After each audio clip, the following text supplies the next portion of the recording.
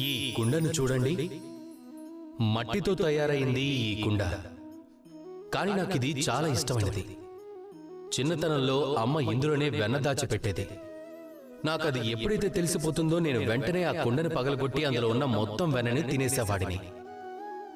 మీకు తెలుసా, ఇందులో ఉన్న గొప్ప విషయం ఏమిటంటే ఎప్పుడైతే ఈ కుండలో వెన్నని దాచిపెడతారో అప్పుడు ఆ వెన్న చల్లగా మారిపోతుంది. నేను ఆలోచించేది ఏమిటంటే ఇది ఎలా సాధ్యం అని. నిజానికి ఇది తయారైంది మట్టితో అయినా మంటల్లో కాలుతుంది. ఇది అలా తయారు చేసిన తర్వాత కూడా ఇది చల్లగా ఉంటుంది. ఇది ఎలా జరుగుతుంది? అది ఎందుకలా అవుతుంది అంటే ఈ కుండకి ఒక విషయం తెలుసు. అది మనందరం కూడా తెలుసుకోవటం అవసరం. దీని పూర్వపు రూపం మట్టి, దీని భవిష్యత్తు కూడా మట్టే. అంటే ఇది పగిలిన తర్వాత మళ్లీ తిరిగి మట్టిలో కలిసిపోవాలి అన్నప్పుడు మరి అహంకారం అనే వేడుంచుకున్న ఉపయోగం ఏముంటుంది చెప్పండి?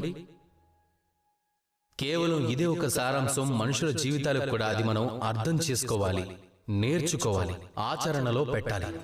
మీరు తెలుసుకున్న తరువాత మనం శాశ్వతం కాదు అని మీరు తెలుసుకోగలిగితే మీరు జన్మించినప్పుడు అప్పుడు మీరు ఏమీ కాదు, మరణం తరువాత కూడా అప్పుడు కూడా మీరు ఏమీ కాదు. ఈ జీవితంలో మీది అనేది ఏదీ లేదు. ఈ రోజు లేదు, అలానే రేపు మీది కాదు. ఇక అప్పుడు మీ అంతటి మీరే జన్మానికి మరణానికి మధ్య ఉన్న సమయం జీవితం అంటున్నాం కదా, దాన్ని మీరు ప్రశాంతంగా బతకడం నేర్చుకోవాలి. అందుకే జీవితంలో ఎప్పుడూ అహంకారం పెంచుకోవద్దు. ఇక ఆరంభం అంతం గుర్తుపెట్టుకోండి.